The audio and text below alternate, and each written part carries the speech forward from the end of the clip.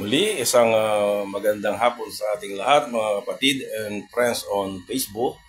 Papasalamat ako sa Panginoon dahil sa pagkakataong makasama ko kayong muli sa ating pag-aaral ng Kanyang salita. So, naalala ko lang yung motto ni BBM nung siya ay nagkaroon ng isang message at napakinggan ko. Mayroon siyang motto na nice na ito ako'y nasiyahan ng aking marinig. Sabi niya,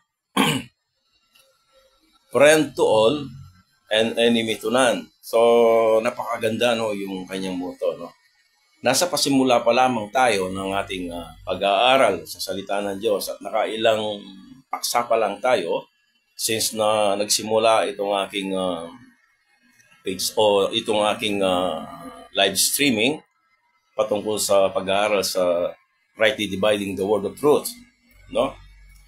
At I pray na habang tayo ay lumalayo, sana ay magkaroon tayo ng bukas na kaisipan sa pag-aaral sa salita ng Diyos. Sapagkat isang susi ito upang tayo ay lumago, yung parang hindi tayo nakalagay sa isang kahon na wala ng tama kundi yung ating kinalalagyan. So let us, dalangin ko to open magkaroon tayo ng open mind.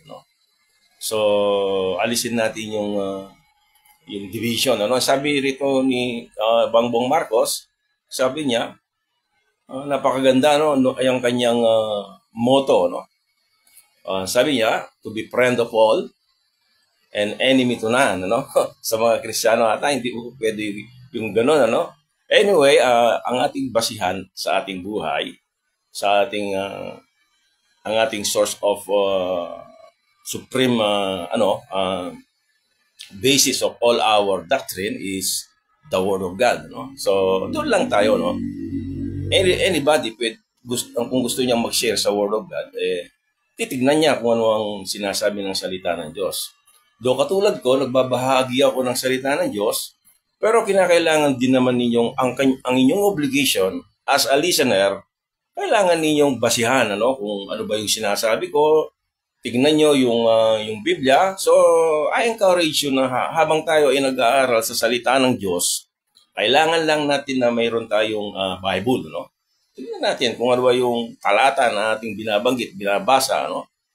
So, aside from that, karoon tayo ng pencil, kahit yung, o kaya yung ballpen at notes, karoon tayo para madali natin ulit itong hanapin at basahin sa ating mga Biblia. So, sa araw na ito, ating ipagpapatuloy ang nakaraang topic about Lord's Supper. Actually, malimit yung Lord's Supper ay ginaganap yan, tuwing itong araw na ito, which is Sunday afternoon or usually Sunday afternoon, ito ay ginagawa sa mga churches na ito ay kanilang pinapractice. Anyway, ang nakaraang topic about Lord's Supper ay ating talakay, pero bago tayo lumayo sa ating topic na ito, sa ating nais ko lamang na bumuo ng isang kaisipan na isang kaisipan na bagay na tiyak, yung tiyak na bagay sa ating pag-aaral. So, yung bang absolute thing na wala nang dapat na i-debate, hindi na kinakailangang pagdedebatihan pa yan, So, yun ang tinatawag nating mga absolute thing. So, halimbawa, ang isang engineer o architect, siya ay gagawa ng isang plano, Ang tiyak na gagamiting reference niyan ay yung reference point ay ang hilagang direction, yung north direction, Absolute yan. Laging yun ang ginagamit sa mga plants, pag tinitingnan naman natin yung tubig, ito ay magyeyelo yan, kapag ang temperatura ay aabot sa 0 degree centigrade. Ito ay absolute yun. Isang tiyak na bagay na walang kokontra doon. Ito ay magyeyelo, kapag nasa 0 degree centigrade. At kapag naman ang tubig ay umabot sa 100 degrees centigrade ang kanyang temperatura, ito ay kukulo, no? Ito ay kukulo na. So that is certainty, no? O yun ang absolute thing na bagay na ating hindi pwedeng pagdebatihan yan, ano? Ito ay isang tiyak na katotohanan, ano? At hindi kailanman ang debate upang patunayan. So, bakit ko ito binuksan at binigyan ng halimbawa? Sapagkat sa usaping eternal security, ito na tayo, no? Yung eternal security ng isang mananampalataya, no?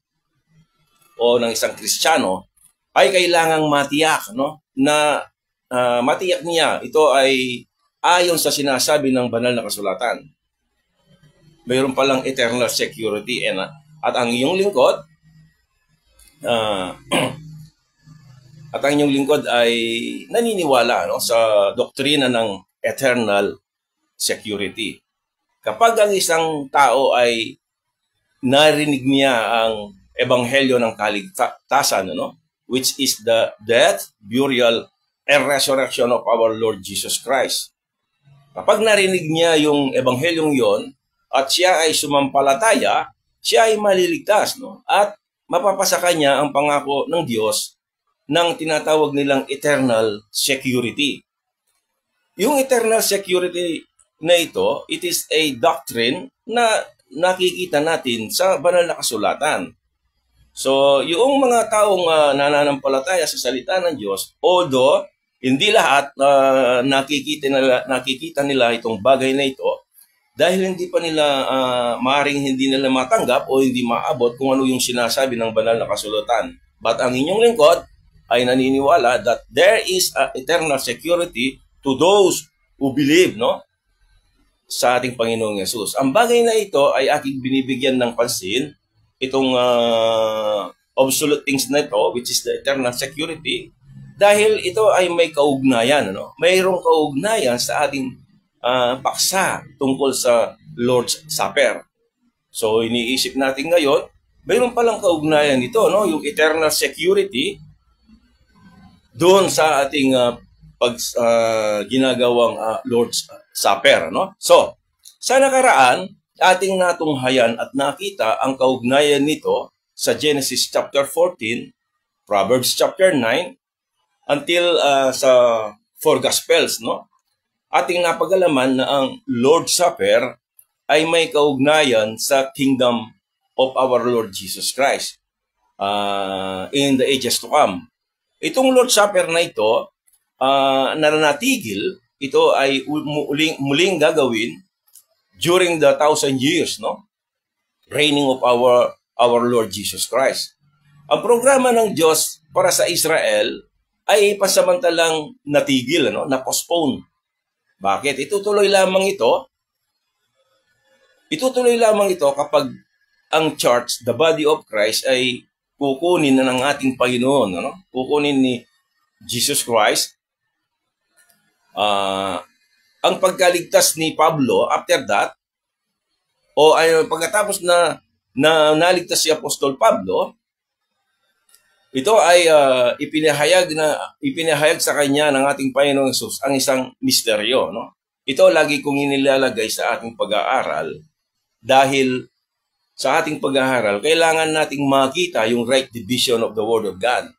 Ito yung susi sa pag-aaral ng salita ng Diyos. Once na hindi mo makita yung right division ng Scripture, ay magkakaroon tayo ng isang problema, no? Magkakaroon tayo ng mixed doctrine at ang mangyayari, mawawala yung ating yung mixed doctrine na yon, magkakaroon tayo ng tinatawag na pagkalito, no? So mula noon ang programa ng Diyos sa tao nang ang misteryong ito na ipinahayag ni Jesus Christ kay Pablo, yung programa ng Diyos na dati is kingdom program, sila ay naghihintay sa paghahari ni Jesus Christ.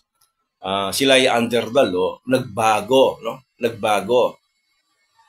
Dahil na-postpone, nagbago. At itong susunod na dispensation na to, isa itong misteryo, hindi alam ng mga propeta, hindi alam ng mga tao, during those days, no? Sa panahon ng ating Panginoong Hesus, yung mga tao na yon, hindi nila alam ang mangyayari, ang mga pangyayari, no, sa panahon natin ngayon.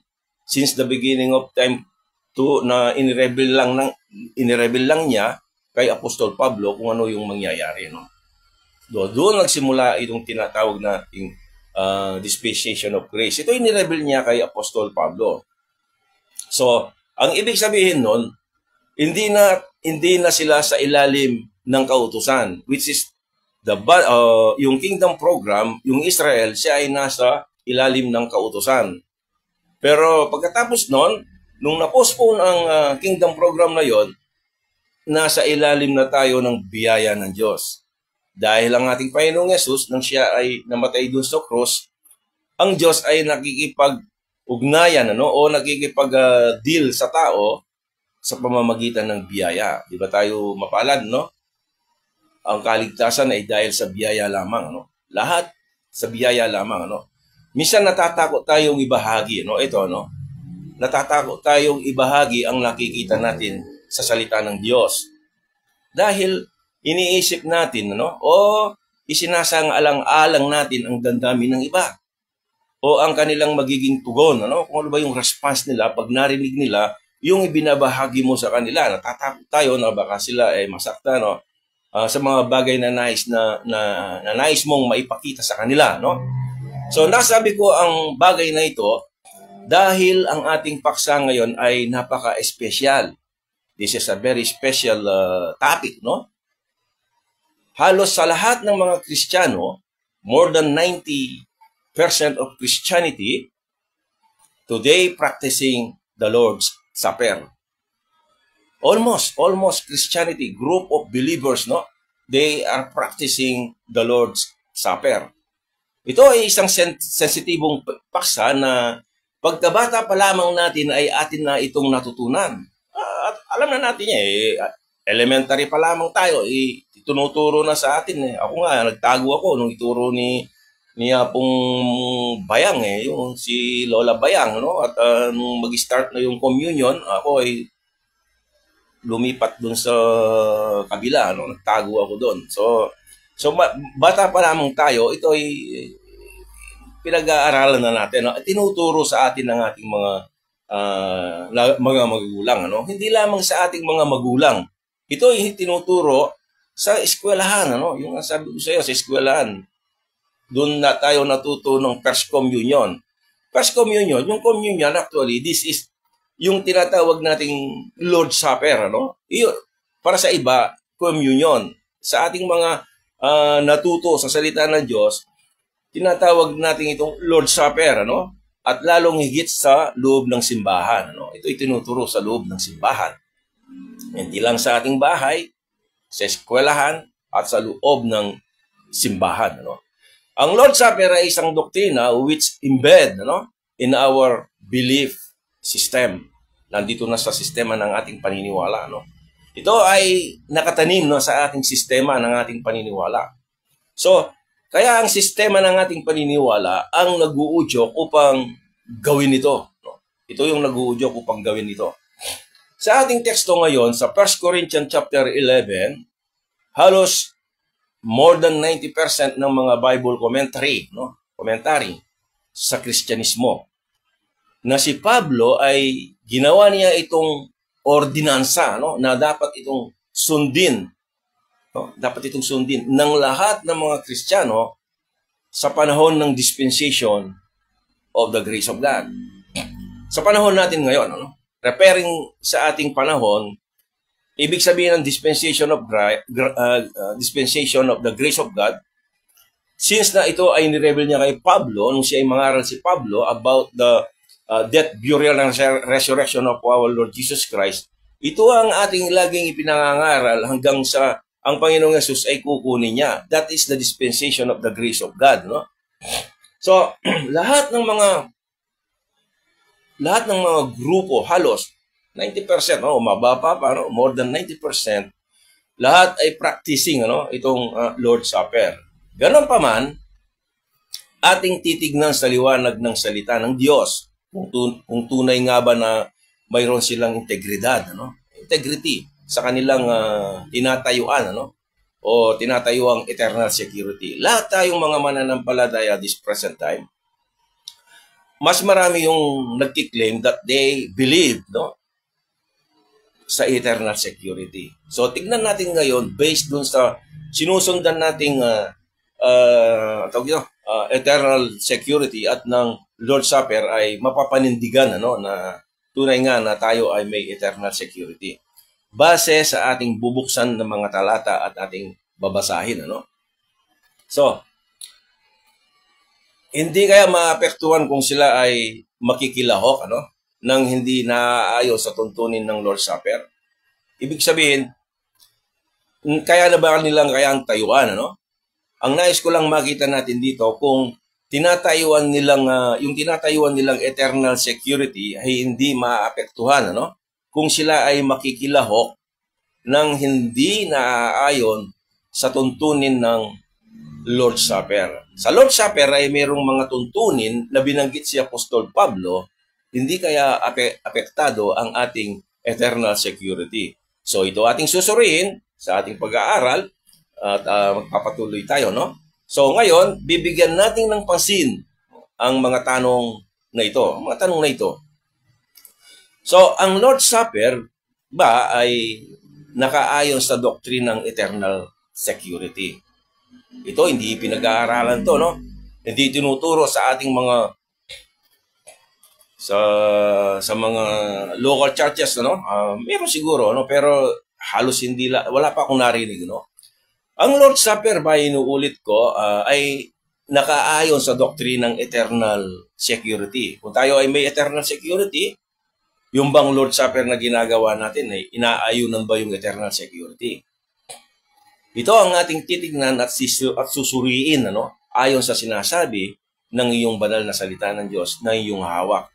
O kung wala kang hawak ngayon, sa mga by the way, Sister Miley, no, nandyan, no, yung dalawang magkaibigan nito na laging nagkikita sa swimming, no, magkasama lagi. So, thank you. At alam ko na mayroong nagbubukas sa ating mga pag-aaral na ito dahil mayroong mga plays, no, about 1,000, ano. Ang target ko lang kahit 10 lang ang makakinig dito ay anyway, hindi ko target na magkaroon ako ng mga followers, no. Ang nais ko lang, pinagpipray ko na somehow in the near future, ano, mabubuksan nila itong mga topic na ito. So nasaan tayo? Ito ating susuriin ngayon, kung yung bang eternal security ay naaayon dun sa Lord's Supper na ating pinapractice, ano? Ngayon, paano mo ipapaliwanag, ano? Paano mo ipapaliwanag kung ikaw ay naniniwala sa eternal security pagkatapos mong babasahin, ano, na nanggagaling sa iyong puso? Yung babasahin natin na nanggagaling sa iyong puso, ang talatang ito. Tingnan natin yung talatang 1 Corinthians chapter 11, verse 27. Meron tayong eternal security and you believe on that doctrine, no? Verse 27, basahin ko yung verse 27 at kung meron kayo, inyo akong susundin. 1 Corinthians chapter 11, verse 27. Wherefore whosoever shall eat this bread and drink this cup of the Lord, no? Tuwing Lord's Supper, binabasa ito, no? Unworthily, no? Pakikibahagi ng hindi nararapat ito, no? Yung pakikibahagi sa Lord's Supper na hindi ka karapat-dapat, no? Actually, wala namang karapat-dapat sa atin, di ba? No? Shall be guilty, no, of the body and blood of the Lord. Yun ang verse 37, na siya ay nagkakasala, no, sa katawan at dugo ng ating Panginoon. Yun ang verse 27, yun ang sinabi niya. And verse 29, for he that eateth and drinketh unworthily eateth and drinketh damnation to himself. Damnation to himself? Siya'y hahatulan, ano, sa kanyang sarili, not discerning the Lord's body, no? Kung sino man ang nakikibahagi, no, ang sino mang nakikibahagi na hindi nararapat, ano, gumagawa siya ng hatol sa kanyang sarili. Ito ba ating naririnig, ang ganitong mga paliwanag na kuminsan dinidisregard na lang natin, ano? At tayo ay lalahok at hindi natin tinitignan maigi yung kung ano ba sinasabi ng sulat ni Apostol Pablo. Sa talatang 27, tignan natin ang salitang unworthily.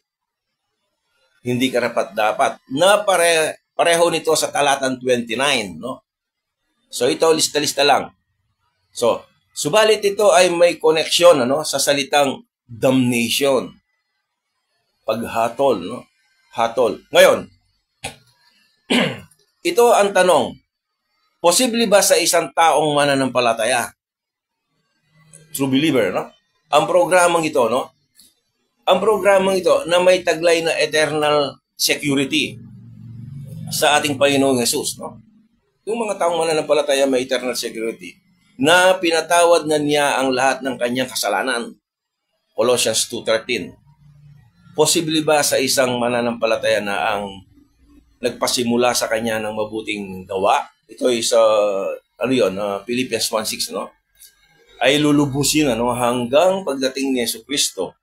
Yun ay sulat ni Apostol Pablo sa Philippians chapter 1 verse 6. Ngayon, kung sakaling siya ay magkakasala sa katawan at dugo ng Panginoon dahil sa maling pakikibahagi nito, kung ikaw ay nakikibahagi na may maling pakikibahagi, mayroon kang pagkakasala, mayroong paghatol sa iyong sarili, no?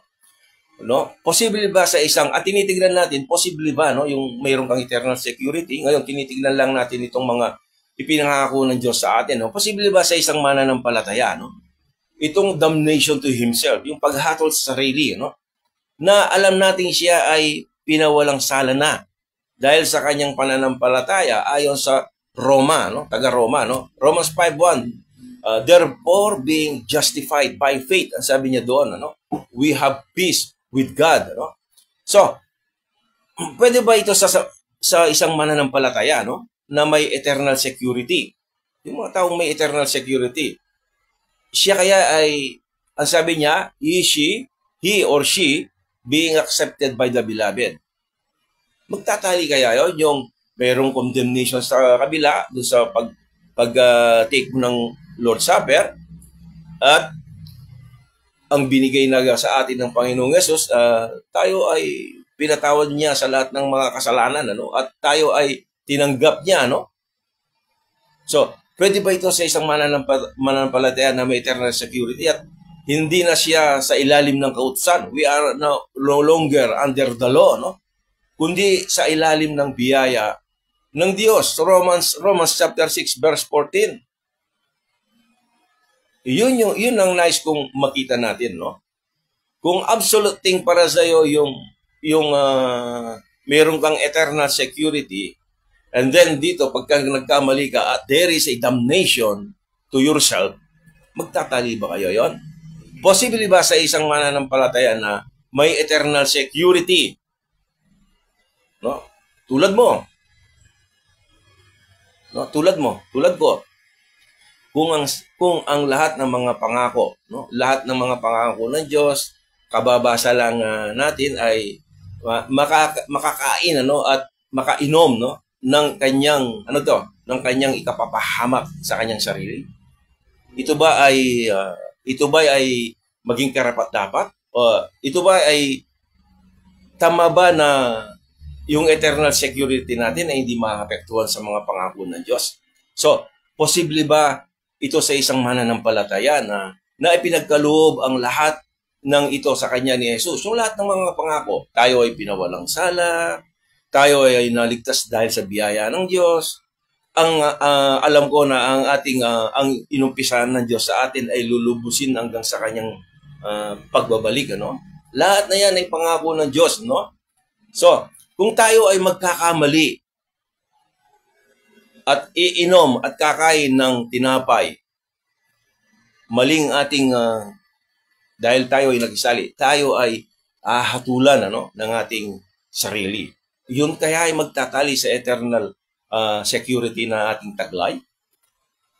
Kung makita at malaman mo ang kumain at uminom na pwedeng maging sanhi ng iyong kapahamakan sa iyong sarili. Sabi nga, kaya maraming sakit yung iba Kaya yung iba naman ay natutulog na. Yung natutulog in scripture, siya'y namatay na at inilibing na at maghihintay yon pagdating ng araw ng pagbabalik ng ating Panginoon dahil siya ay bubuhayin muli. So sila payapa na, Tayo ngayon nakikipaghabulan pa sa mundong ito paano tayo mabuhay, So kahit na marami na tayong mga nakatago, pilit pa rin tayong naghahanap para lalong dumami, This is not yung way ng isang taong kumikilala sa Panginoon. Sabi ko nga, but God shall supply all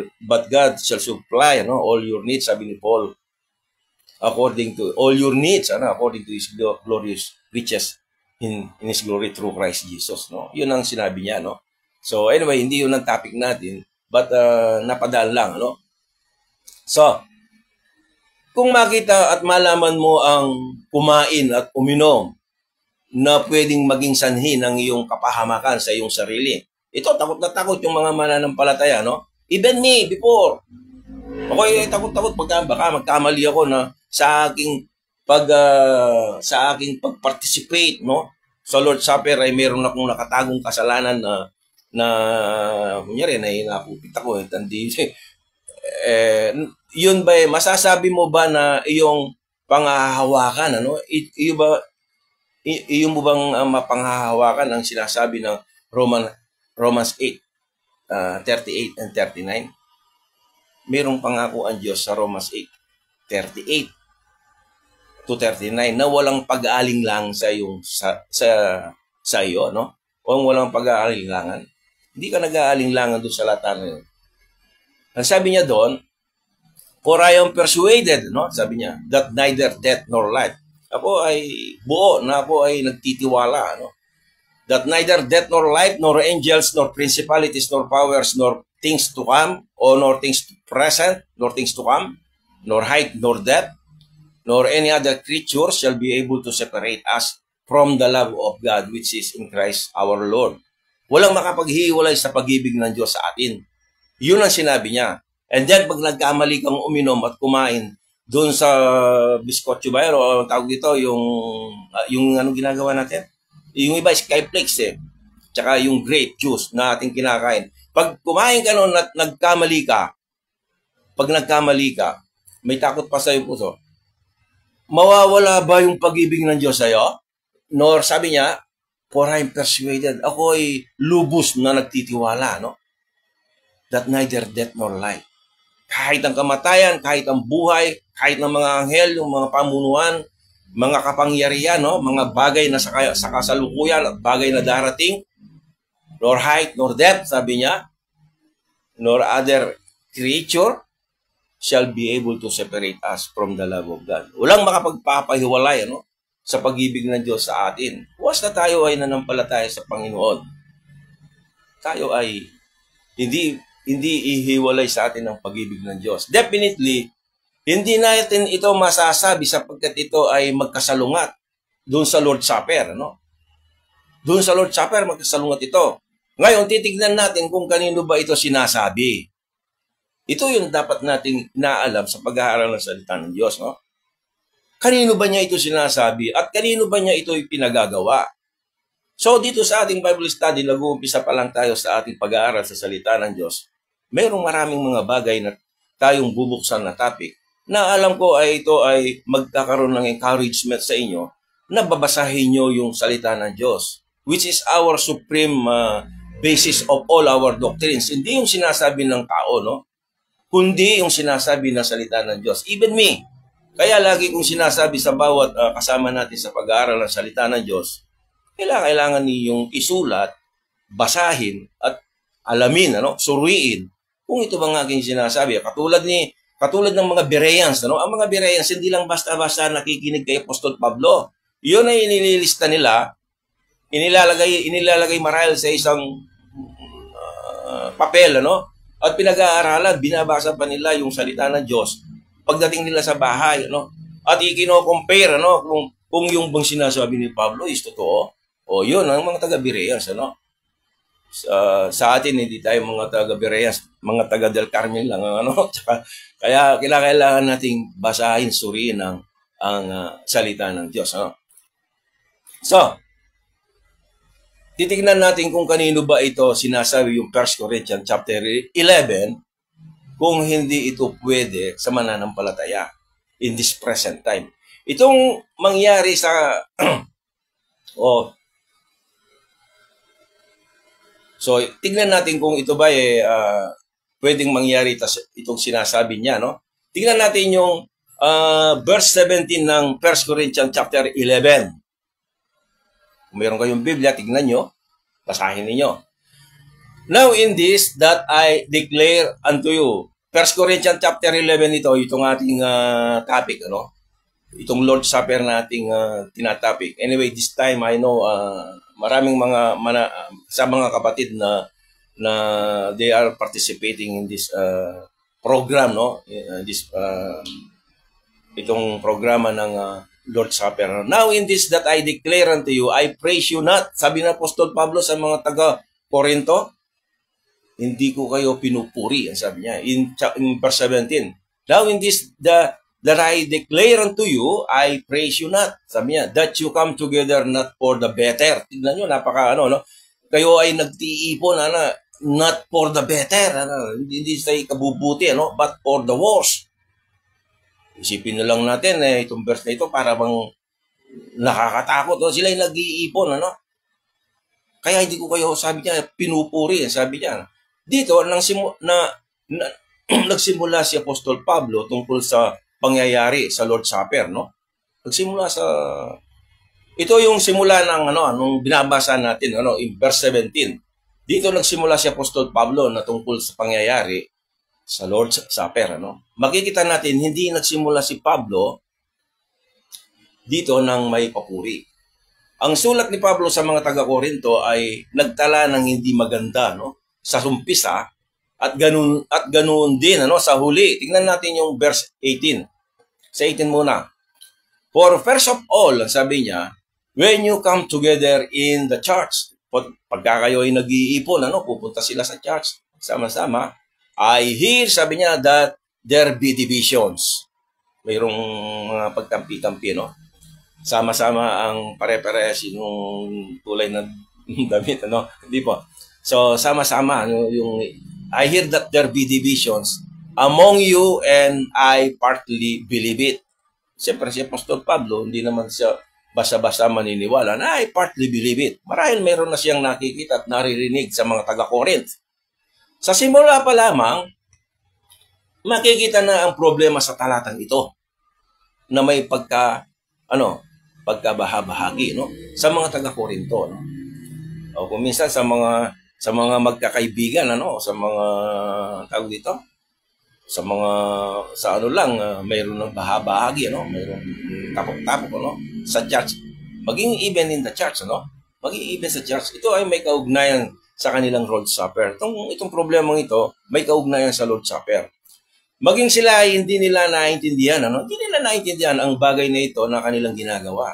Sa totoo lang, hindi ko before, hindi ko inaaral ito, hindi ko naiintindihan. Basta na lang ako uupo doon, Lord, kung mayroong kang nakikita kasalanan sa akin, tawarin niyo ako, and then magtitik na ako, kakain na ako ng hostya, o kaya kung hostya, kung ano man ang ginagamit, kung hostya, kung skyflakes, o kung bread, basta na lang akong iinom, at ganun lang, Malinaw na may mga problema na nangyayari sa mga taga-Corinth. In verse 19, for there must be also heresies. Heresies yung mga hidwang pananampalataya, Ito yung mga pakunwari at saka yung kanilang iba yung kanilang hadikain, Among you, sabi niya, nakahalo sa kanila, Among you, that they which are approved may be made manifest among you. So sabi ni Pablo yun, na mayroong mga hidwang pananampalataya sa kanila, and Paul will expose them, Ipapakita niya ni Pablo kung ano ang kanilang ginagawa. So, kung sila man may maling mga ire-rebuke ni Apostol Pablo yun, alam niyo man si Pablo ay matapang, matapang na tao, matapong na apostol, si Pablo. So sa nakaraan nating natunton, kung nakasama ko kayo o kung di nyo ako nakasama, I encourage you to listen, o to watch my previous topic, yung part 1 nitong Lord's Supper. Sa nakaraan nating natunton, ang bread and wine, yung bread and wine, which is in connection sa ating topic ng Lord's Supper. No? From Genesis 14 hanggang sa 4 Gospels, at atin ding nakita na ito ay gaganapin during the millennial reign of Christ. Ang Lord's Supper, ito ay natigil. Natigil ito. Not to preempt our topic, titignan natin hanggang mamaya. Kaya wag tayong alis. Mga sisters and brothers, Salamat sa inyo. Sabi ko sa inyo, kahit walang manunod sa atin, I will continue itong topic na ito dahil alam ko na mayroong mga kapatid na busy, Kaya ito yung gusto ko doon sa Bible study in online. Maging sa mga businessman ngayon na ginagamit online, Hindi mo na kailangan yung pupunta ka sa isang lugar, iipunin mo lang, mamaya tatakas na yung ilan, Dito, kung tatakas man sila o hindi man sila tatakas, okay lang, pwede nilang balikan, So, anyway, ituloy natin ang ating topic, Baka saan tayo mapunta, So natuntun natin sa nakaraan, yung bread and wine. At ito yung mangyayari ito. Nangyari ito hanggang sa gospel, for gospel. Ginaganap nila itong Lord's Supper, At atin ding nakita na ito ay gaganaping muli. Bakit muli? Dahil na-postpone yung kingdom program for Israel. Na-postpone. Saan na-postpone? Itong hidden mystery, which is the present dispensation. Ito yung body of Christ. Ang body of Christ ay nagsimula nung makakilala si Pablo at ang ating Panginoong Yesus ay ibinahagi sa kanya o ipinahayag sa kanya, kay Pablo. And then si Pablo ipinangaral hanggang ito ay kukunin ng ating Panginoon at magkakaroon ng 7 years tribulation. Sa panahon ngayon, gaganaping muli itong tinatawag nating Lord's Supper. Gaganaping muli sapagkat ang kingdom program, ang programa ng Diyos para sa Israel ay magtutuloy dahil ngayon postpone. Okay? Kung titingnan ninyo yung ating mga pinag-aaralan before, since from the beginning na ako ay nag-post ng mga messages, ito ay inyong makuhang madali, Madali nyo itong makita, Natungayan natin sa nakaraan dahil lang sabi ni Jesus pagkatapos ng hapunan, Sabi niya rito na So yun, muli nating gaganapin sa millennial kingdom, Ito ang ating ito rin ang ating natunghayan sa nakaraan ng ating topic, So yung nangyari yun during the Lord's Supper, sa Matthew chapter, ano bang verse yun? Chapter yun, 26, verse 29. So, but I say unto you, sabi niya, I will not drink.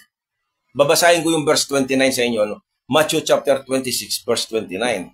Ito ang sinabi ni Jesus Christ sa mga disciples. But I say unto you, ako ay natutuwa kung mayroon kayong mga Bible at nasusundan ninyo ako, Hindi lang yung ako lang ang mayroon akong kodigo na binabasa sa mga verses. So sana sa inyo rin na mayroon, But I say unto you, verse 29, chapter 26 ng Matthew, but I say unto you, I will not drink henceforth, sabi niya, of this fruit of the vine. Vine means yung katas ng ubas, until that day, when I drink it new with you, sabi niya. Kailan? In my Father's kingdom. Yung my Father's kingdom during his reigning of Jesus Christ. Yun nagre-refer yun, Hindi na muling iinom ang ating Panginoong Yesus dun sa bagong dun sa vine na yun o dun sa ubas man yan at saka yung hindi na siya magpa-participate sa banal na hapunan na yon, until na darating yung kanyang paghahari, ano, in His Father's kingdom. That is millennial kingdom. After the 7 years tribulation, magpo-proceed yung 1,000 years tribulation. Ano? In verse 20, sinabi ni Pablo sa kanila, kapag kayo ay nagkakatipon, sabi niya, kapag kayo, nasa ano na tayo, sa 1 Corinthians chapter 11, verse 20, sinabi ni Pablo na sa kanila, kapag kayo ay nagkakatipon, sabi niya, na ay hindi upang kumain ng Lord's Supper. No? Hindi ito ang dahilan kung bakit sila nagkakaipon, hindi sa Lord's Supper. In chapter 14 ng 1 Corinthians, ito yung tinatawag nilang tongues chapter, yung nagkakaroon ng speaking in tongues, no? In this chapter, pero hindi natin, meron lang akong bigyang pansinin dito, no? In this chapter 14 particular, na binigyan din ni Pablo kung bakit nagkakaipon ng body of Christ, kung bakit tayo pumupunta sa mga local churches, di ba? Nagkakaroon tayo ng fellowship. To edify, no? Magpalakasan, to edify each other, no? Paul point out here in 1 Corinthians, ang gusto niyang i-point out ni Pablo sa 1 Corinthians, that the one who is speaking in tongues, they edifying himself. Yung lagi speaking in tongues by himself, ang ine-edify niya yung kanyang sarili. Ang purpose ng ating pag-iipon sa church, even the Lord's Supper, is to edify each other, no? Itong magpalakasan, but the others are not edified. Di ba? Babasahin niyo yung whole context ng Lord's Supper, yung iba kumakain, hindi na naghihintay, di ba? Hindi naman sila naghihintay, eh. Yung iba, papasok pa sa simbahan, sila ay naka-Alfonso. Andun na ba yung Alfonso, no? So dahil dito, sila ay kanyang sinaway, no? Kanya silang sinaway. So malinaw na ang pagtitipon ng mga mananampalataya, is to edify each other. Magpalakasan sila, no? Ito ang dapat na maging interest ng bawat isa, hindi yung love, yung paborito mo lang na katabi, no? Lagi kang binibigyan na isang tray na itlog, yun ang lagi mong kasama, no? Hindi ka ganun yung no? So everyone to each other, no? So verse 21, for in eating everyone taketh before other, his own supper. Nagbaon pa siya, hindi na lang niya kinain sa kanila, magdadala ka ng baon, tapos ikaw din ang kakain na mag-isa, tatago ka pa, no? Makakain ka lang, no? And one is hungry. Ang iba naman, gutom na, no? Siguro, alam mo naman sa church, mayroong mga kapatid na kuminsan wala siyang baon marahil. Yung may baon, parang hindi makapag-share, kinain niya kagad, no? Hindi biro lang yun, wala naman siguro ng gano'n na sa panahon natin. And another is drunken. Ito yung sinasabi ko, no? Yung drunken, tsaka yung uminom ng, yung drunken, yung uminom, tsaka yung uminom na, shot. Hindi parehas yun, yung drunken, yung lalasing na sila sa kakainom, That is drunken, So, hindi ito ang tamang tuntunin sa kanilang pagtitipon. In short, hindi ito yung tamang tuntunin sapagkat mayroong problema na makikita sa kanila, sila ay naging magaspang ang pag-uugali. They become rude, ang kanilang yung karakter, ang kanilang karakter, Wala nang paghihintayan at nawala ang kanilang alalahanin para sa iba, Ang kanya na lang iniisip yung kanilang sarili. Sa Romans chapter 12 verse 10, may binabanggit ang ating apostol, Romans chapter 12 verse 10. Be kindly affectioned one to another with brotherly love, in honor, preparing one another, Hindi makita sa kanilang ugaling ito, na dapat sila ay magmahalan. Sila magmahalan. Wala na silang concern, sa iba dahil inuuna ang kanilang sarili. Inuuna ang kanilang sarili. Hindi man lang nila hinihintay yung mga walang, kaya nahuli yan, walang pamasahe yan, Kaya nung dumating sila, yung nakapagbaon na inubos na nila yung yung kanilang daladala na Sabi niya, one is hungry and another is drunken. No? Verse 22, what? Sabi niya, have ye not houses to eat? Wala na ba kayong bahay para doon na lang kayo kumain? And to drink in? Sabi niya, at doon na lang kayo minom. Or despise ye the church of God? Take note, ano? Or despise ye the church of God, and shame them they have not? What shall I say to you? Shall I praise you in this? Pupurihin ko ba kayo dahil dito? What shall I say to you? Ano ba masasabi ko sa inyo? Shall I praise you in this? I praise you not. Take note, no? The church of God in Corinth ay hindi si Pablo ang nagtayo nito. Hindi si Pablo ang nagtayo nitong Church of God in Corinth. Ito yung mga Jewish believers under the kingdom program, no? And not the body of Christ. Hindi yun ang body of Christ. Kung gusto nyong, kung may tiyaga kayo, tignan nyo yung timeline, God's timeline ko. Pagtiyagaan lang ninyo doon dahil medyo yung boses ko mahina, no?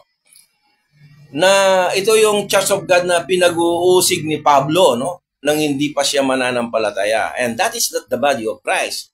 That is the Church of God persecuted by Paul. Ang Church of God, na-establish lang yon nang makakilala si Pablo dahil ito ay isang mystery. No? Ito ay isang hiwaga na nakatago sa Diyos since the world began, ano? Since the foundation of the world. So, yun ay ipinahayag niya kay Apostol Pablo ng ating Panginoong Yesus. So, yun ang body of Christ, no? Yun ang fellowship ng Gentiles and Jews, no? Gentile believers and Jew believers, no? Yung mga Hudyong mananampalataya, no? Sila nagkaroon ng fellowship into one body, which is the body of Christ. Yun ang mystery na hindi nila inaasahan, no? So, ito yung assessment ni Pablo, no? Sa Church of God in Corinth. Shall I praise you in this? I praise you not. Di ko kayo mapupuri sa ganitong ugali ninyo, no? Sabi niya. Nagsimula si Pablo sa verse 17, I praise you not. Then in verse 22 again, I praise you not. Hindi ito magandang komento para sa ganitong Lord's Supper, no? Kumbaga sa gitara, wala sila sa tono, no? Sa pagkakataong ito. Wala sila, no? Verse 23, for I have received of the Lord. Sino yon? Sino yung nakareceive? Si Pablo, no? Ano kanyang natanggap? Tingnan natin, basahin natin, no? From verse 23 to the following verses, no, up to 29. So, for I have received of the Lord, ano, that which also I delivered unto you. Ito ay pinahayag at ibinigay din sa kanila. Kanino? Church of God, no? Kanino? Jewish believers, ano? So, dahil ang kwentong ito ay ipinahayag ni Jesus Christ happened during those days na meron silang Last Supper ng ating Panginoong Yesus. Kinuwento ni Jesus Christ yun kay Pablo. May nangyaring pagkakataon nang siya ay ipagkanulo ni Judas Iscariot, ano? Sabi niya rito, for I have received of the Lord that which also I delivered unto you, that the Lord Jesus the same night, yung araw ng gabi na yon, in which he was betrayed, took bread. Sabi niya. The word for, dito, yung for, sabi niya sa unang salita sa verse 23. Here ay paliwanag at pagpapalakas, ano, ng kanyang sasabihin sa kanila. Ano ba yung kanyang, kasi ang kanyang, kumbaga sa pagkanta, ito ay pataas ng pataas ang level, ano? So, yung for, sabi niya, no? Dito makikita natin kung ano ang kanila, no? Dito makikita natin kung ano ang tunay na nangyari doon sa 1 Corinthians chapter 11. Yung for, sabi niya, it is a, ano bang tawag doon? So, yun nga, no? So, ngayon, pag-uusap, ngayon, ito na yung pag-uusap ng ating Panginoong Yesus at si Pablo, no? So, ito ay isang liwanag o pagkukwento ni Jesus Christ kay Pablo. Sabi niya rito, "For I have received of the Lord." Hindi niya ito nanggaling doon sa mga apostol na kung ano ba yung nangyari doon, ano? Yung nangyari doon sa nakalista sa mga four gospels, no? Hindi 'yon. It is a direct revelation, ano? From Paul, from the Lord Jesus Christ to Paul, no? "For I have received of the Lord," no? Sabi niya, hindi sa four gospel, ano? Ito ay galing diretso sa Panginoong Hesus. Ngayon, ito yung pag-uusap niya. Sabi ni Jesus Christ kay Pablo, "Aking sasabihin at ipapaliwanag sa iyo kung ano ang nangyari ng gabing ako'y ipinagkanulo." Italic na lang ito. Pero tignan nyo yung sequence ng pag-uusap ng ating, yung sinasabi, ang nagsasalita dito, ang ating Panginoong Hesus. Ang ating Panginoong Hesus ang nagsasalita. Then the Lord Jesus ay nagsalita siya, no? Tungkol sa pangyayaring sa gabing iyon nang siya ay ipinagkanulo, no? Para bang yung kwento na yon ay ikinuwento niya ulit kay Pablo directly, no? Hindi si Pablo, hindi naman niya binasa yung kung ano yung nasulat kay Mark, Luke, and Matthew, no? Kundi direktahan niyang narinig yon sa ating Panginoong Hesus. Kaya yung mga red letter, nagtataka ko bakit hindi yan pula. Anyway, huwag na nating pagdiskusyonan yan, ano? Mayroong mga bagay na nabanggit si Jesus kay Pablo, subalit hindi ito naitala, no? Hindi naitala. Saan? Sa 4 na ebanghelyo, no? Hindi naitala yon. Mayroon tayong halimbawa sa sinabi ni Pablo that Christ said is not found in the four gospel. Mayroon ba kayong naalala? Mayroon bang mga salita na sinabi si Apostol Pablo na hindi naitala, hindi mo makikita sa four gospel? Mayroon. Katulad ng si Pablo ay paalis na sa Epeso. Paalis na sa Epeso. Siya ay nakikipag-uusap sa mga leaders o elders, no, ng simbahan. The Church of God. No? Again, sa Church of God. Sila ay malungkot at umiiyak dahil siya ay paalis na. Malungkot yung mga elders, no? Malungkot yung mga leaders, no? Alam mo, this is reality. Kapag naghihiwalay ang dalawang taong may pagmamahalan, ano, yung nagkakaisa, kumbaga malugod kang leader, no? So it is a reality, ano?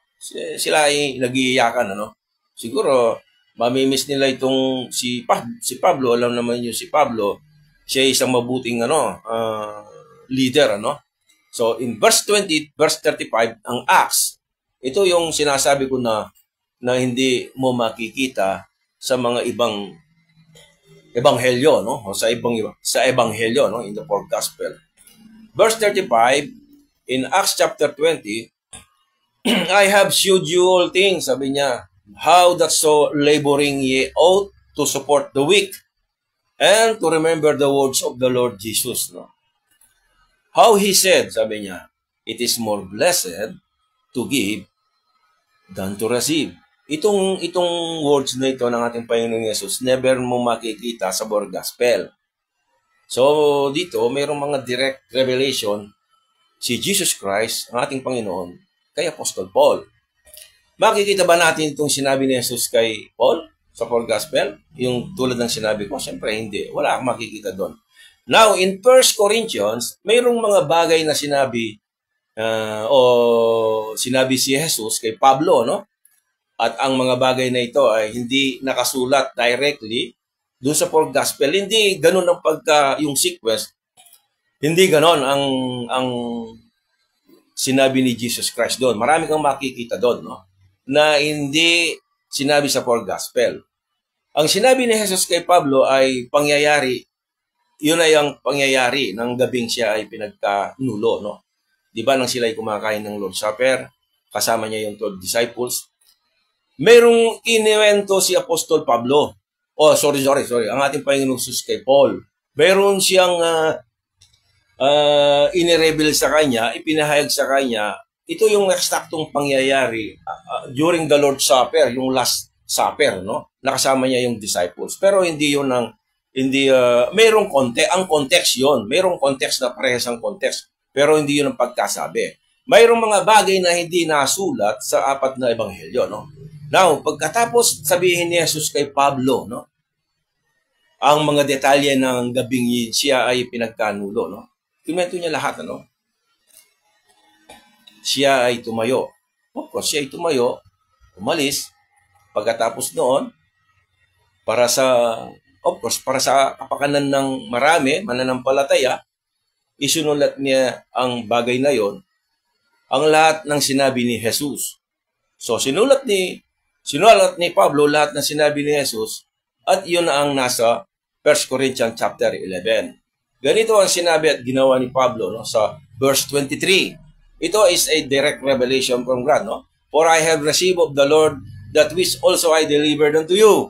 Ito ang aking tinanggap kay Jesus at isinulat at ibinigay sa inyo, that the Lord Jesus the same night.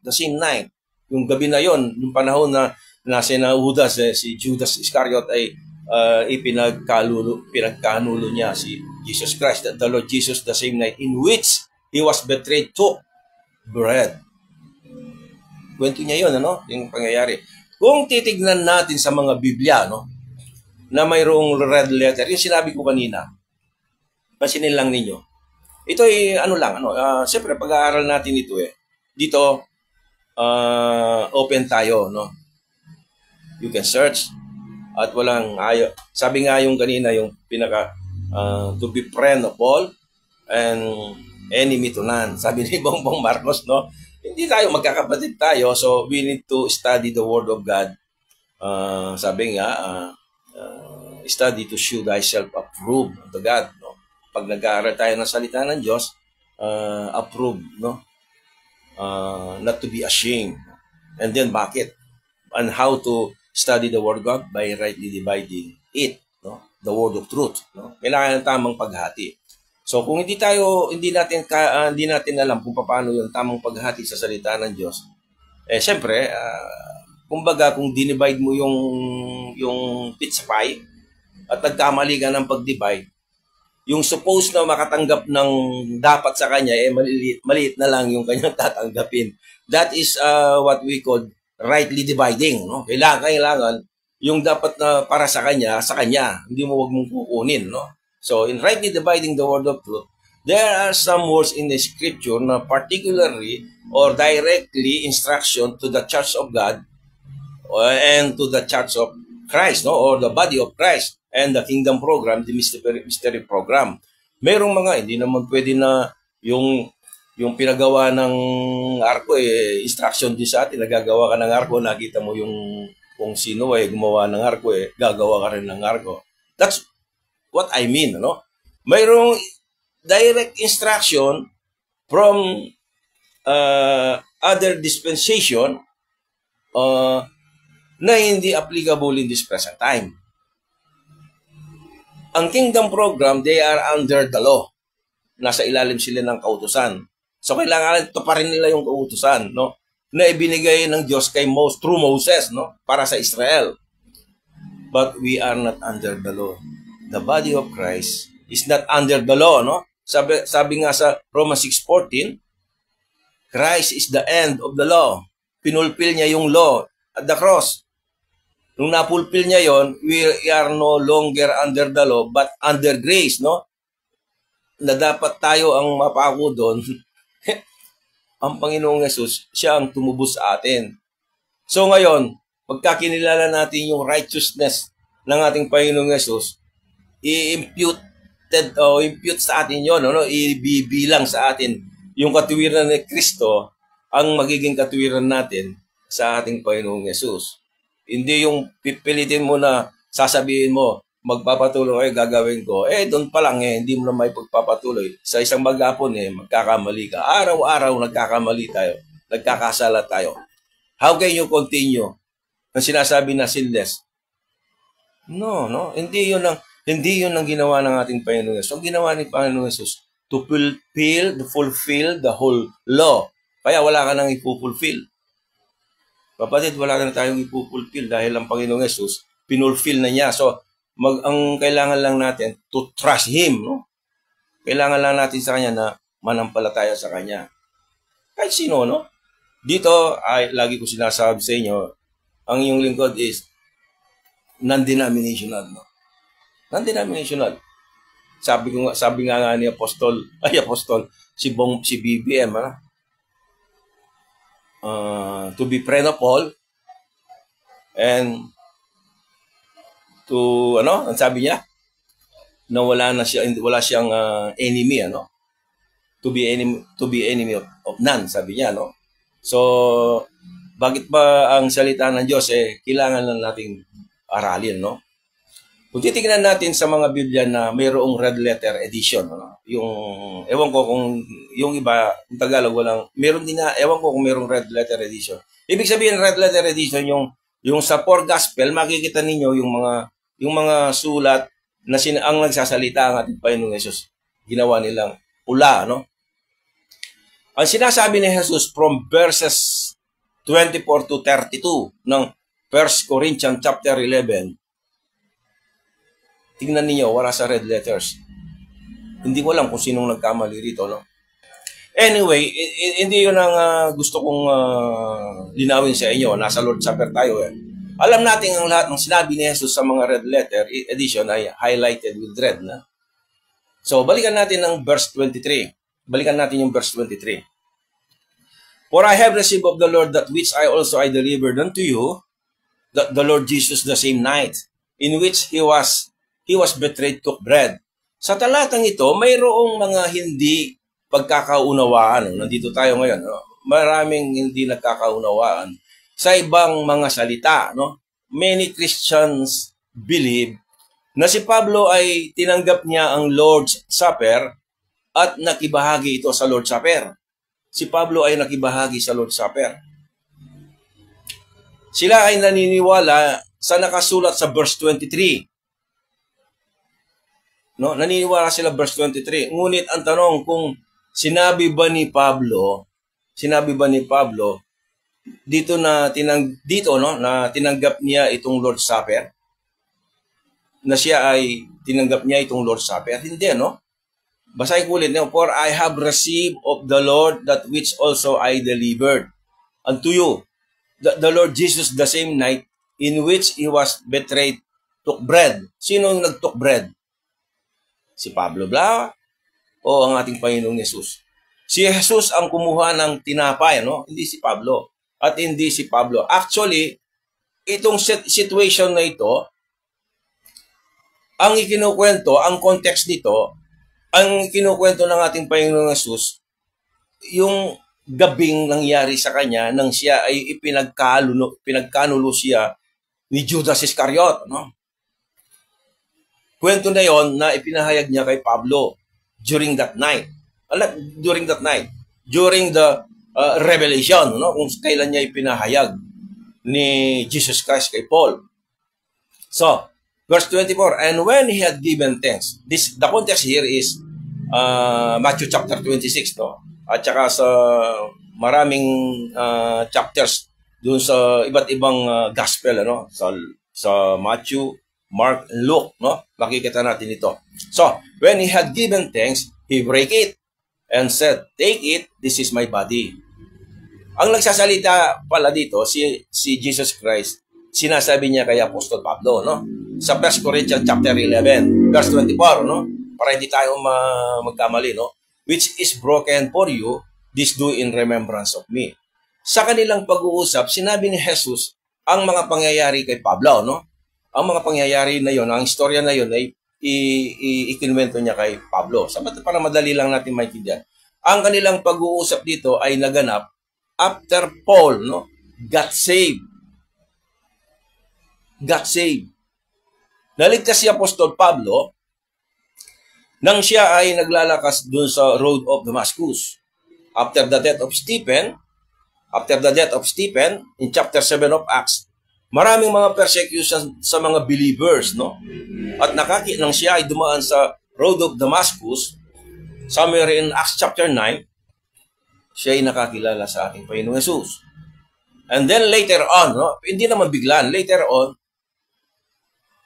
he revealed to him, ipinahayag sa kanya yung kanyang purpose ng Diyos for the joining or for the fellowship or the mystery of the fellowship into one body between the Jews and the believers, no? Yun ang kanyang pag sinabi nating Jews and believers joined together, yung mga believers, yun ang body of Christ. So, siya tinanggap niya yon, yung pag-uusap ni Pablo, nangyari yon bago no? So, si Kristo ay sinabi niya kay Pablo kung ano ang pangyayari ng gabing ipinagkanuno, no? Yung pinagkanuno siya, that it was in time past. In time past. Ayun, itong ating pag-aaral, binabalikan ko lang ito para nasa ganun, ay magkaroon tayo ng idea sa mga hindi pa nakapanood sa ating mga previous na lessons, no? Pag sinabi natin in time past, ito yung panahon na ang kingdom program for Israel ay full operation, no? Anong full operation? Yung paghahandog, water baptism, araw ng Paskwa, and the Lord's Supper, at ng lahat ng mga hinihingi ng kautusan, ano? Yun ay full operation of the law, under the law. Pag sinabi natin in time past, wala pa yung body of Christ. Ang kingdom program, ang Diyos, ang kanyang dealing sa Israel is about kingdom program, ang kanyang paghahari. Sa kanyang paghahari, may kautusan na dapat silang sundin, ano? Mayroon silang gaganapin, ano? Baptism, that's a preparation to enter in His kingdom, no? Kailangan nilang paglilinis dahil ang pangako ng Diyos sa bansang Israel to become a kingdom priest. At ang kingdom priest, bago siya papasok sa kanyang tungkulin, actually, in Leviticus and Exodus, yung mga priest, sacerdote, sila ay linilinis, ano? Sila ay inuhugasan, ano? Lahat ng mga gamit pupunta sa tabernakulo, dadaan sila sa paglilinis. That is what we call bautismos, no? Yung cleansing, no? Cleansing, yun ang ibig sabihin noon. Yung bautismos na yon, yung paglilinis sa tubig, gagawin sa mga Jewish believers before they entering as preparation to the kingdom, ano? Millennial kingdom. Dapat yung millennial kingdom na yon mangyayari early. Pero anong nangyari? Na-postpone. Di ba sabi ko sa inyo, na-postpone. Nahulog ang bansang Israel at naisilang isang bagong dispensation, which is the new dispensation, yung ang body of Christ, no? So,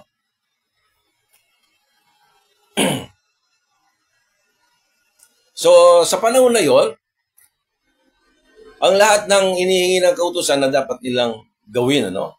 Subalit ang body of Christ that time, in time past, ano? In time past, yung body of Christ is, wala pa. Of course, wala pa. Tandaan ninyo, kahit na makulit ako, yung body of Christ, first revealed lang yon kay Pablo. Kung gusto niyo, pwede niyo tayong sasagutin ko naman kayo, pero private. Pwede nating sabihin ko sa inyo at bibigyan ko kayo ng mga verses, no? Paano nangyari yun, no? So, ang body of Christ, that time, is not yet exist during the kingdom program. Ang dealing ng Diyos is sa bansang Israel. Hindi siya nakikipag-deal sa mga Gentiles people. Di ba narinig na yung message natin before na inutos niya yung kanya 10 o 12 alagad na huwag kayong pupunta sa mga hentil, sa mga daan ng mga hentil, no? So, kayo ay pumunta sa household, to the lordship of the house of Israel. Diba, tawag sa mga Gentiles, wala silang karapatan dahil sila yung mga aso, no? Sila ay consider ni ang ating Panginoong Jesus hindi nararapat ang tinapay sa mga aso, no? Tayo ay inaintulad sa mga dogs, no? Oh. So, ganun ang programa ng Diyos, no?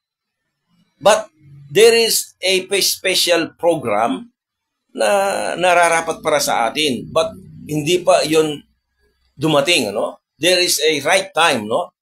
There is a specific time for the plan and purpose of God in humanity, ano? Siyempre, ang plano ng Diyos para sa kingdom program. So, doon siya, ngayon, ano ba during those days, paano naman yung mga Gentiles during the days of the Jewish people? Ang sabi niya, I will bless them that bless thee. Sabi niya kay Abraham. Lahat ng mga non-Israelites, non-Jewish people, it means Gentiles. Pagka nag-bless mo ang bansang Israel, i-bless tayo ng Diyos. I will bless them that bless thee, sabi niya kay Abraham. So, so, kapag hindi mo makita ang dealing ng bilisan natin konti, napahaba yung kapag hindi mo makita ang dealing ng Diyos sa nasa ilalim ng kautusan at nasa ilalim ng biyaya dito, tayo ay nagkakaroon ng problema sa turo, no? Yung turo natin mawawala, no? Again, in verse 24, this is my body, sabi niya. Balik tayo sa 1 Corinthians, no? Napahaba yung adlib natin, no? Again, in verse 24, this is my body which is broken for you.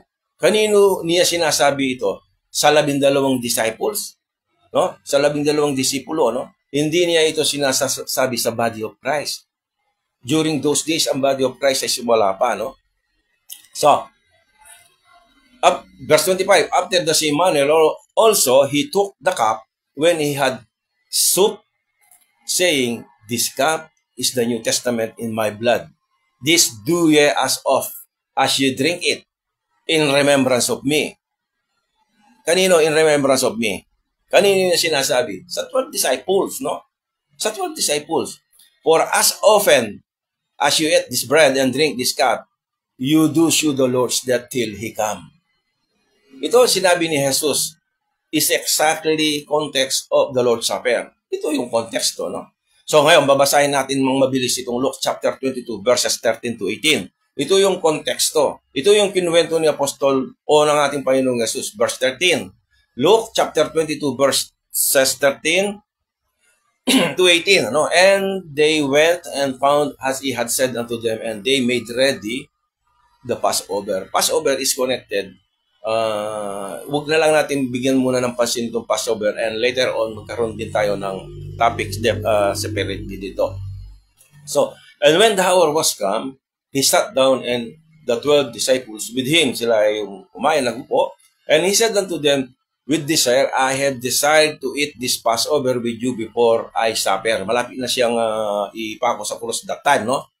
For I say unto you, I will not anymore eat. Ito, take note, no? I will not anymore eat thereof. Hindi na siya kakain, no? Until it be fulfilled in the kingdom of God. Kingdom of God is referring to the millennial reign of Jesus Christ, no? In verse 17, and he took the cup and gave thanks and said, take this and divide it among yourselves. For I say unto you, I will not drink of this fruit of the vine until the kingdom of God shall come. Ito yung sinasabi ng Panginoon ang tungkol sa Lord's Supper na hindi na siya muling kakain at iinom nito until the kingdom of God shall come. This is exactly kung ano ang sinabi ni Jesus kay Pablo. Ito yung sinabi ni Jesus Christ kay Paul in 1 Corinthians chapter 11 verse 26. For as often as ye eat this bread and drink this cup, ye do shew the Lord's death till He come. Itong verse na ito, sinabi niya sa mga gospel o sa apat na gospel, no? So, ang sabi ni Jesus kay Paul, ito yung sinabi ko sa 12 disciples, Paul. Ito yung sinabi ko sa kanila. Sa gabing iyon nang ako ay umakyat sa langit. Kausap niya dito si Pablo ng ating Panginoong Jesus, no? Sa 1 Corinthians chapter 11. Nang ako bago siya umakyat sa langit. Ito yung nangyari. Pablo, sabi niya. Ang mga alagad ay nagpatuloy sa programa ito ng Lord's Supper. So, after siya umakyat sa langit, ang mga apostol, yung mga Jewish believers during those days, sila ay nagpatuloy. Especially the Church of God. Labasan niyo sa verse 22, di ba? Subalit ang mga alagad and the little flock, wala silang idea tungkol sa plano ng Diyos that there was an entity, which is the body of Christ, na nakatago sa Diyos na akin ang binanggit kanina, no? Then these Jewish believers continue this program of the Lord's Supper. Itong mga mananampalataya during those days, even the 12 disciples na kasama sila, ginagawa nila ito, no? Hanggang si Pablo ay naligtas at tumanggap ng mensahe mula sa Panginoon at ipinahayag niya sa kanya, no? Ano yung ipinahayag sa kanya? Ang hiwaga, no? Ang hiwaga, ito yung which is the new dispensation of the grace of God. So ito yung hiwaga na yung dispensation of the grace of God, yung hiwaga na magkaroon ng pagsasama, no? Sa iisang katawan ang mga Hudyong mananampalataya at ang mga Hentil na mananampalataya in His body. Yun ang tinatawag nating body of Christ. Iyon ay isang mystery, no? Na unang ipinahayag lamang kay Pablo. Sa panahon na yon, there is a transition period. Yung transition period between the kingdom program and the Jewish ito yung kingdom program, Jewish believers, no? And the new program, dispensation of the grace of God, composed of believing Jews and Gentiles, mayroong dispensation period. Ibig sabihin yung dispensation period, yung paghihiwalay, no, nung dalawang entity na to. So itong mga mananampalatayang Hudyo na ito ay kanilang ginaganap ang Lord's Supper sa aklat ng mga gawa. In the book of Acts, no, showing the Lord's death till He come. Ginagawa nila yon. Hindi ang body of Christ, ginagawa nila yung Church of God, no? Subalit hindi nagtagal yon. This program for the Jewish believers ay na-postpone. Natigil, ano? Dahil ang bansang Israel, finally, they rejected God, ano? In Acts chapter 7, verse 51 or 57, chapter 7, verse 51, they resist the Holy Ghost, no? At pinatay nila si Esteban. And then, lahat ng mga commentaries, lahat ng mga dalubasang mga komentarista, and even many believers, they believe that Jesus Christ will come down nung siya ay nakita ni Esteban si Jesus Christ, no? Handa nang bumaba at that time. But they resist, no? Ang mga Jewish people, they resist. So, ang nangyari, ang bansang Israel, sila ay nahulog. Ang mata ng Diyos, they are the apple of the eye of God, yung Jewish people, no? Nawala, pansamantalang yung nawala, no? So, na-postpone, yung sinasabi ko na-postpone dito.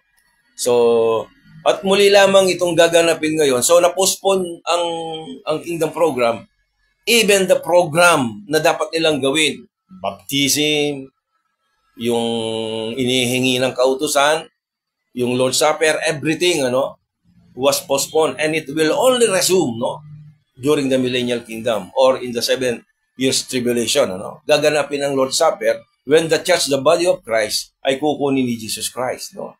Then Christ continue telling, anong sinasabi na Paul, sa mga pangyayari ng gabing siya ay pinagkalulo, no. Then in verse 27, wherefore whosoever shall eat this bread and drink this cup of the Lord unworthily, yung hindi karapat-dapat, shall be guilty of the body and blood of the Lord. Tanong ko ba sa inyo, kapatid, meron ba kayong eternal security? Meron ba tayong eternal security? Sa mga kapatid na walang eternal security, hindi ko alam kung anong class. I know, they believe, no? But, hindi naman lahat, nakikita ko yung, kumbaga, sa paghahanap ng trabaho, hindi naman lahat nakakakita ng opportunity. Hindi naman lahat nakikita kung ano ba yung blessings na ibinigay ng Diyos para sa atin na makita yung kanyang salita. No. Ngayon, lahat na nagtuturo na si Pablo ay nagsasabing ang Lord's Supper ay dapat gawin. No? Na dapat gawin. Marami silang ipapaliwanag. Ayon sa talatang 27. Ito yung pinakakumbaga sa trapiko, ito yung bottleneck. Binanggit ko lang yung bottleneck, hindi naman tayo nag-aaway. We are studying the word of truth. We are in one, no? Tayo ay magkakapatid sa Panginoon, and we need to understand, study the word of truth. Hindi, yung iba, pagka hindi ka naayon sa kanila, ay hindi mga kapatid yan. Sipre yan. Hindi, huwag kayong lumayo kayo dyan. Sabi, hindi ganun yon. Tayo ay, we are one. Tayo ay nag-aaral sa salita ng Diyos, ano? So, kung magiging bukas ang ating kaisipan, malalaman mo kung sino naman sa atin ng marunong ng bumasa o mintindi. Di ba tayo nag-umpisa sa umpisa? Wala naman tayong alam. Even when we are child, di naman tayo marunong bumasa eh. Kung hindi magtiyaga yung nanay mo, tatay mo, baka hindi ka kagad nagsalita, no? So, sabalit wala sino mang nagpapaliwanag. Ano? Wala nagpapaliwanag tungkol dito dahil tanggap ng bawat isa, no? Tanggap ng bawat isa na ito ay tama, no? Dahil ginagawa ng marami. Ang kanyang basis that almost 90% doing this Lord's Supper, ay iniisip natin na ito ay tama. Ito nga ba ay tama? Titignan natin kung ano yung sinasabi ng salita ng Diyos. Hindi yung kung sumusunod sa marami. For broad is the way and narrow is the gate. Sabi niya, no? Narrow is the... Enter ye in the straight gate. Sabi nga pala niya, no? For narrow is the gate and broad is the way that leadeth to destruction. I mean, illustration lang yun, ano? So, we are not part of destruction. Never. Dahil ang pangako ng Diyos, sino makapag-iwalay sa pag-ibig ng Diyos sa atin? Wala. We are accepted in the beloved, di ba? We are complete in Christ. Ngayon, kung pilit mong gagawin na sinasabi mo, ang ginawa ni Jesus doon sa cross ng Calvary is incomplete, then mababaw ang ating pagkakilala sa ating Panginoong Jesus. Mababaw. Kasi ang Panginoong Jesus, kaya siya bumuba rito, is to fulfill the whole law, no? To pay all for the penalty of all our sins, no? Ang kabayaran ng kasalanan at kamatayan. Kaya si Jesus ay namatay. To pay full for all our sins. Yun ang dapat makita natin, ano? So, tanggap ng bawat isa na tama dahil ginagawa ng marami, no? Hindi yun, ano? Instead na ipaliwanag ang gawain na ito upang maunawaan, they just serve crackers, they just serve bread. No? Ewan ko kung paano natin ginagawa ito. Yung iba, yung ostya, di ba? Iba-iba yung, then they present grape juice. So, ginagawa naman natin ito. Ako, personal, ginawa ko rin yun, di ba? Para ganapin ang itong programang ito, no? Ang talatang ito ay literal na inaatake, no? Inaatake ang iyong position kung ang programang Lord's Supper ay sinasabi ni Pablo ay para sa iyo upang ganapin. Inaatake ka dito, no? Ng salita ayon sa sinasabi ni Pablo, no? Ang tanong dito, may tanong tayo rito. Pwede bang ang isang sumasampalataya kay Kristo at naging bahagi siya sa body of Christ, that trusted, in the finished work of Christ, na lahat ng kanyang kasalanan ay pinatawad na, ng Panginoon? Pwede ba itong sisihin, Pwede ba siyang sisihin sa dugo at katawan ng ating Panginoong Jesucristo? Pwede ba yon? Binayad nga yung ating mga kasalanan, sisisihin tayo sa dugo. Sa dugo at katawan ng ating Panginoon. So, syempre, hindi, Hindi na. Ngayon, akin nang naintindihan kung bakit yung ibang mga mananampalataya, kumbaga, grade 1, hanapin na ako mag-degrade. But, yung line of thinking, na maintindihan kung bakit yung ibang mga sumasampalataya ay nawawala ang kanilang kaligtasan. Para bang hindi ba kumpleto yung ginawa ni Jesus Christ, no? Para bang gustong tulungan, ang ating Panginoon dun sa kanyang pagkapako dun sa krus, no? Hindi pa sapat ang ginawa niya. Mali yun, Ngayon, ikaw na nakakaalam at mayroong eternal security. Now, ito ay nangungusap ito sa atin, at sa maraming kapatid na nakakalama na tayo ay mayroong eternal security sa Panginoon, Jesus Christ. Sa ginawa niya doon sa cross of Calvary, no? At ikaw ay nakakaalam na binayad na niya, no? Binayad na niya ang lahat ng iyong kasalanan doon sa krus. Pwede ba bang sisihin sa dugo at katawan ng Panginoong Yesus? Pwede ba tayong sisihin muli doon? Of course not. Hindi, no? Dahil ang katawan at dugo ni Kristo ang nagligtas sa iyo at sa akin, no? Tayo ay ibinilang na matuwid dahil sa righteousness ni Jesus Christ sa harap ng Diyos. O bakit tayo sisisihin dun sa ang Panginoong mismo ang nagsabi na kaya niya ginawa yun para iligtas tayo, no? Kaya nga, tayo ay haharap sa Diyos na may katuwiran, ano? Sino ang ating righteousness? Jesus Christ. Tayo haharap na faultless. Faultless means hindi yung ating personal, kundi yung dahil kay Jesus Christ and blameless, no? Before the throne of God. Kung titignan tayo at iiwanan yung righteousness, kukunin yung righteousness ni Jesus Christ sa atin, hindi tayo maliligtas. Dahil tayo ay makasalanan, ano? Makasalanan. Ngayon, yung iba, kaya sila pagod na pagod sa kanilang buhay spiritual. They are striving, ano, na gawin nila na, hindi ko sinasabi na hindi tayo lalakad ayon sa inihingi ng instruction ng salita ng Diyos. No. Ang sino mang naligtas dahil sa biyaya ng Diyos, siya ay nagnanais, ano? Mahal niya yung yung maka-Diyos na pamumuhay, ano? Siya ay lumalago doon, ano? So, ang tinitig lang natin dito, yung kanino ba niya sinasabi ang bagay na ito na dapat niyang gawin at hindi dapat gawin, no?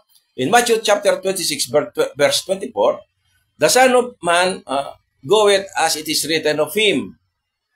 But woe unto the man, o sino ang dapat palang sisiin dito sa katawan at dugo ng ating Panginoong Yesus? Nang sila ay nagkakaipon doon sa mesa na yon, na yung din drawing ni Da Vinci ba yun? Mayroong 12. Sino ba yung dapat sisihin doon? There is one. Si Judas Iscariot. Sabi niya sa 24, the Son of Man goeth as it is written of him. But woe unto that man, sabi niya, by whom the Son of Man is betrayed. It had been good for that man if he had not been born. No? Bubuti pang hindi na siya isinilang. Maraming mga Kristiyano na lumalahok sa Lord's Supper unwillingly. Bakit unwillingly? Bakit ayaw nila? Because of this scripture. Yung verse 28. But let a man examine himself, and so let him eat of the bread and drink of the cup. Marahil samantalang umiikot ang bread, no? And wine sa atin, kukuha tayo, we are examining ourselves, no? Talagang nag-examine tayo sa sarili niya. Kung tayo ba ay guilty sa body and blood of our Lord Jesus Christ. Ang tanong, are we not complete in Christ? No, ito yung tanong. Ano ba yung, bakit natatakot at unwillingly kung yun ay dapat nating gawin? Mayroon pa bang natitirang kasalanan na hindi pa pinatawad ni Jesus Christ sa atin? Basahin niyo yung Colossians chapter 2 verse 13. And you being dead in your sins, ikaw ay namatay dahil sa iyong kasalanan, and the uncircumcision of your flesh, at He quickened together with Him. Ito lang ang nais kong pansinin nyo, having forgiven you all trespasses. Yung trespasses, ito yung pagsalangsang mo sa Diyos, ano? Having forgiven you all trespasses, all, and hindi yung some, all, lahat. Mula nung ikaw ay sinilang at present and at future, no? All trespasses. Ang talatang 28 sa 1 Corinthians 11:28, nang gabing iyon ay pinagkanulo ni Judas ang Panginoong Yesus, siya ay binigyan ng pagkakataon upang magsisi. Siya ay binigyan, no? Pero magkakaroon tayo later on na separate na pag-aaral about Judas Iscariot, no? Pero dahil mahaba na yung oras na ating ginugol, i-concentrate natin dito. No? Verse 29, for he that eateth and drinketh unworthily, eateth and drinketh damnation to himself. Di ba nakakatakot yun? Damnation to himself. Magtatali kaya yun sa eternal security natin? Not discerning the Lord's body. Kung inaangkin mo na ikaw ay may eternal security, no? At kung ang talatang ito ay ibinigay ni Jesus kay Pablo upang ito ay sundin ng katawan ni Kristo, ito ay imposibleng mangyari, no? Sapagkat wala ng kahatulan sa sino mang na kay Kristo. Di ba? Sa Romans 8:1, there is therefore now no condemnation to them which are in Christ Jesus. Sabi niya, no? So in 1 Corinthians chapter 11 verse 29, talking about Judas Iscariot, ano? So another thing, ano, that is not talking about the body of Christ is this verse. Hindi siya nag-uusap tungkol sa body of Christ. Ang ating Panginoon sa Lord's Supper, no? For this cause many are weak and sickly among you, and many sleep. Ito pa yung nakakatakot, no? Yung pinagkakatakutan na yan. Kaya yung mga mananampalataya pag ganitong sitwasyon, ano? Nakatamong katahintip, eh. So, in Israel, in that day, during the earthly ministry of Jesus Christ, in time past ito, no? Marami ang hindi nakakakilala kung sino siya. Si Jesus Christ, at sila ang nagpapako sa kanya. Sa programa ng Diyos sa Israel, in Israel, the program of God to Israel, sila ay binibigyan ng mga affliction, yung mga karamdaman, di ba?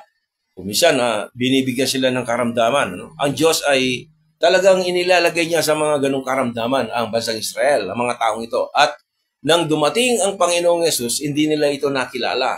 At marami sa kanila mahina at ang may sakit. Ang Diyos mismo that time, no? Pagka nagkamali ka, He will chastise you, no? With sickness, no? Bibigyan ka ng sakit, no? Yung iba, sila ay nagkakaroon ng ketong, di ba? In the Old Testament time, di ba? Inahayaan na ginagamit ng Diyos ito sa kanyang layunin, ano? To His plan and purpose. Sa talatang ito, makikita natin kung ano ang ginawa ng Diyos at ang hindi ginawa ng Diyos sa panahon natin ngayon. Today, one thing for sure, ang Diyos ay hindi naglalagay ng sakit sa mga tao ngayon. Hindi. God is not putting sicknesses, ano? To any man, ano? Today. Ang tao ngayon ay dapat magpasalamat, no? Dahil ang talatang ito ay hindi sa body of Christ. At kung ito ay para sa body of Christ, mapupuno tayo ng mga may sakit, no? Eh, maraming taksil, eh. Marami nang hindi nagbabayad ng utang, eh. O yun lang, eh. Pag di ka nagbayad ng utang, eh, ibig sabihin, eh, hindi na rin ang paggawa mo ng hindi maganda yon, ano? Excuse me lang, o baka mayroong ano lang yon, patalastas lang yon, ano? So, sabi rito, maraming may sakit kung ito'y para sa atin. Who partake in the Lord's Supper unworthily because they are under the law. We are not under the law, no? Kaya ano pa ang sisisihin sa atin by this present time? Tinubos tayo ng Diyos sa biyaya. O nagmamalinis tayo, gusto nating tubdin hindi naman natin magagawa yon. Mayroong nagsasabi today kaya mahina ang iba dahil mahina ang kanilang pananampalataya. It's true? Dahil mahina ang kanilang pananampalataya? Hindi siguro, no? Or siya ay nabubuhay sa kasalanan. Lahat naman tayo nagkakamali, eh. Kaya siya ay may sakit dahil nakikibahagi ito sa Lord's Supper ng hindi karapat-dapat. No? Kaya siya ay may sakit, mahina. Bakit? Bakit yung hindi nakikibahagi, wala na, mas malakas sila sa atin? Diba? Subalit ang katunayan nito, tayo ay nabubuhay sa dispensation of grace kung saan ang Diyos ay hindi naglalagay ng mga sakit sa mga tao. Hindi naglalagay at hindi siya naglalagay ng mga sumpa sa mga tao. Hindi tayo under the law, no? Ang law nagbibigay ng sumpa yan, no? Nagbibigay ng pag hindi mo ginawa, no? But we are not under the law, we are under grace, no? Ang mga sakit na yan ay nakukuha dahil sa mga kinakain natin, iniinom, sa hangin natin nilalanghap, no? Pumapasok sa ating katawan. Yun ang pinagmumulan ng sakit. Kaya ngayon, very polluted na yung environment natin, kaya ang buhay natin, umiksi. Anyway, doon naman tayo papunta lahat, eh. So, napakaganda yung inaanda kong topic tungkol sa mga death, ganyan, tungkol sa punishment, tungkol dun sa... But it is wag kong i-preempt yun. So marami pa tayong titignan na topic. Now, tayo bang bahagi sa katawan ni Kristo nowadays? Ay kailangan nating hatulan ng ating sarili? Kailangan ba nating examine at hatulan ng atin to judge ourselves? Hindi ba ang ating mga kasalanan ay hinatulan na ni Jesus dun sa cross? O ano ba yung hatulan mo? No? Hindi ba binayad na ni Jesus, no? Ang lahat ng ating mga kasalanan completely? Colossians chapter 2 verse 10. The penalty for sin is death at the cross. Di ba? Yung kabayaran ng ating kasalanan, lahat at the cross. 1 Corinthians chapter 4 verses 3 to 4. But with me, it is a very small thing that I should be judged of you. Tignan na lang ninyo sa inyong talata, no? 1 Corinthians 4 verses 3 to 4. So, I should be judged of you or of man's judgment. Yeah, I judge not mine own self. Hindi ko, si Pablo nga sabi niya, I judge not mine own self. So sabi ni Pablo ay hindi nagsisiyasat sa kanyang sarili, no? For I know nothing by myself. Wala namang bagay na meron ako, sabi niya. Yet I am not hereby justified. But he that judgeth me is the Lord. Ang Panginoon ang siyang naghahatol sa akin. Ang nagsisiyasat sa ating sarili ay ang Panginoon, no? Hindi tayo. In the dispensation of grace, we don't judge ourselves. Kung sakaling hahatulan mo ang iyong sarili, tanong ko, ano ang iyong hahatulin sa iyong sarili? Ang lahat ng ating kasalanan ay dinala na ng Panginoon dun sa krus. Kasabang inilibing, no? So, ang lahat ng ating kasalanan ay nahatulan na. The final verse, Christ is talking to the 12 disciples at the table, no? Ang kausap niya rito, 12, no? 32, verse 32 in 1 Corinthians chapter 11. But when we are judged, we are chastened, you are chastened, no, of the Lord, that we should not be condemned with the world. Take note, isipin natin ito, that we should not be condemned with the world. Pwede bang mangyari sa isang Kristiyano mananampalataya na naligtas sa biyaya ng Diyos through the finished work of Christ at the cross, could be condemned? Hatulan tayo ng mundong ito. Bakit ang mundo ang hahatol sa atin? The condemnation of the world is during the tribulation period. Something will happen, no? During those days, no? Ngayon, paano natin masasabing ang mga talatang ating tinalakay, no, ay para sa body of Christ? Kung ang sinasabi ng talata sa ibaba, tingnan natin sa ibaba. There is therefore now no condemnation to them which are in Christ Jesus. Romans 8:1. Now, from verse 24 to 32 should be read in letter. Banggit ko na kanina, no? If your Bible is red letter edition, dapat siguro pula yun sa inyo, no? Kayo yung mag-isip. Lahat ng sinabi ni Jesus dapat red letter. Bakit yan hindi red letter, ano? Kung red letter edition yung Bible. Si Jesus ang nagsalita dyan, by the way. Sino kaya may kasalanan doon, no? Ito ay sinabi ni Jesus kay Pablo ng gabing siya ay pinagkanulo, no? In verse 33, wherefore, my brethren, when you come together to eat, tarry one for another. Ito, si Pablo na yung nagsasalita rito, no? In verse 33. Ito, okay lang to, wag red letter, no? Dahil si Pablo na nagsalita. Wherefore, my brethren, sabi niya, when you come together to eat, tarry one for another. And if any man hunger, let him eat at home, that you come not together unto condemnation, no? Para hindi kayo tutungo dun sa paghahatol, no? And the rest will I set in order when I come. Si Pablo nang nagsasalita dito, gawin nila itong Lord's Supper na ito in order, no? Tama, no? Hindi niya ito sinabi sa body of Christ, kundi sa Church of God in Corinth.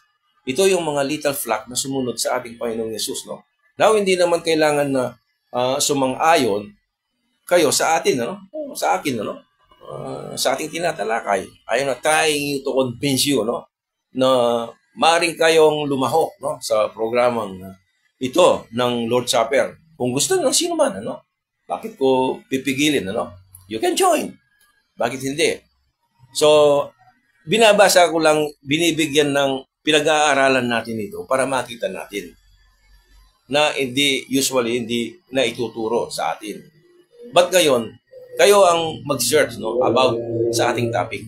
No? Bilang kapatid at kaibigan, walang dahilan para masira ang ating mga relasyon. Ito ang laging kinakatakot ng bawat isa. No? Kung bakit hindi naglalagay o hindi ibinibigay o sinishare yung mga bagay na kanilang nakikita sa Word of God. Even the truth, no? Kung minsan nahihiya tayong i-share sa mga kapitbahay natin, sa mga kaibigan natin, kung ano ginawa ni Jesus. Anyway, kahit sinong mga denominational church na yan, alam ba ninyo na ang death, burial, and resurrection of our Lord Jesus Christ ay itinuturo yan?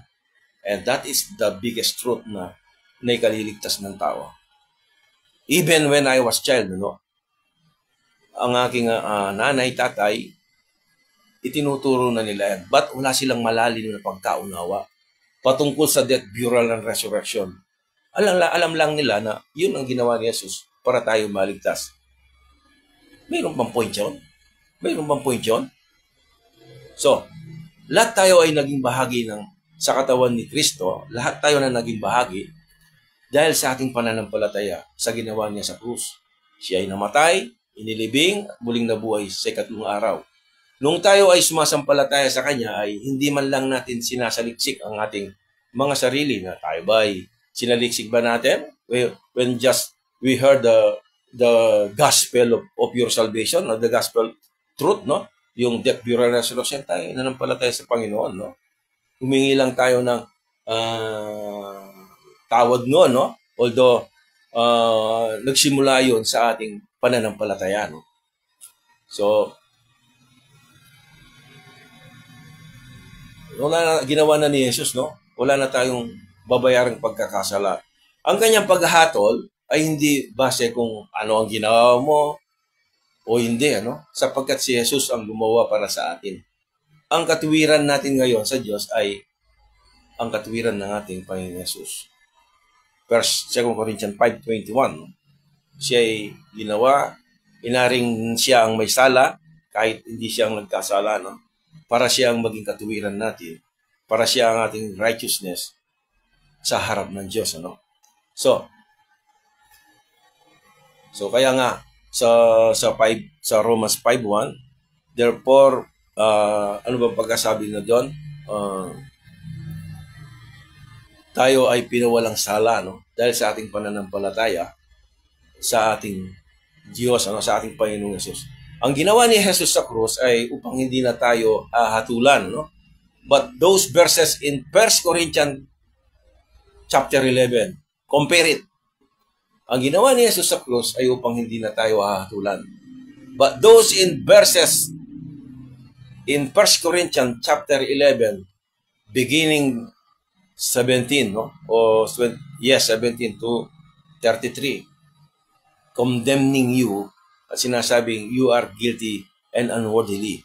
Kinokondem tayo, no? If you are doing the Lord's Supper improperly, no?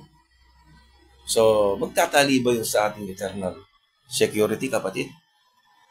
So, muli at isang magandang hapon sa inyong lahat, mga kapatid, at pasamantalang puputulin natin to at napahaba ang ating topic. So, next meeting, huwag ko munang sabihin sa inyo kung ano yung ating tatalakayin, pero I hope nandiyan kayo at alam ko na merong interesting topic na akong inihahanda, no, para sa susunod na topic. So, maraming salamat, Sister Mylene, si Jency, my partner, si Brother Billy, ano, thank you, bro. Salamat. At ang aking pinsan, no, si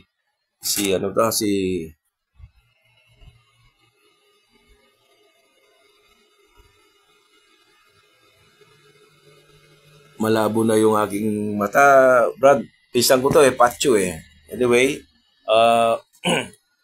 so I will close in prayer, no? At sa susunod, I expect na sana makasama ko kayong muli. Panginoon, marami pong salamat sa pagkakataong ito na kami ay binigyan mo ng oras na kami ay makapag-aral sa inyong salita. Sa aking mga kapatid na aking nakasama sa ganitong Bible study, maraming salamat sa kanilang bukas na kaisipan upang aming pag-aaralan ng inyong mga salita. Alam ko po na ang aming tinitignan na iyong mga salita upang kami ay ito ang nais mo sa aming buhay. Pag-aralan ng iyong salita at upang kami ay lumago sa katotohanan. So, pagpalain mo ang aking kapatid na nakasama. Alam ko na mayroon po kayong mga bagay na baka mayroong mga katanungan. Sa kanila, ikaw po ang magbigay ng kaunawaan sa iyong mga salita. At kung mayroong mga silang mga pangangailangan sa buhay, alam ko na ikaw rin ang aming supply, no? Ang sabi mo na, but my God shall supply all your needs according to His riches in glory through Christ Jesus. Salamat po sa iyong provision sa aming kaligtasan dahil sa death and burial and resurrection of our Lord Jesus Christ. At the same time, Lord, na kami ay hindi mo pinabayaan. Kaya maraming pong salamat. Ibinabalik ko ang aking papuri, ang aming papuri sa iyo sa pangalan ng aming Panginoong Hesus dahil ito po ang aming hinihiling. In Jesus' name we pray. Amen. Maraming salamat mga kapatid, salamat at sana king akayaber akong pasibayo ken tutukita mong pamagaran. Bye for now, see you next week, no? Hanggang dito na lang muna. God bless.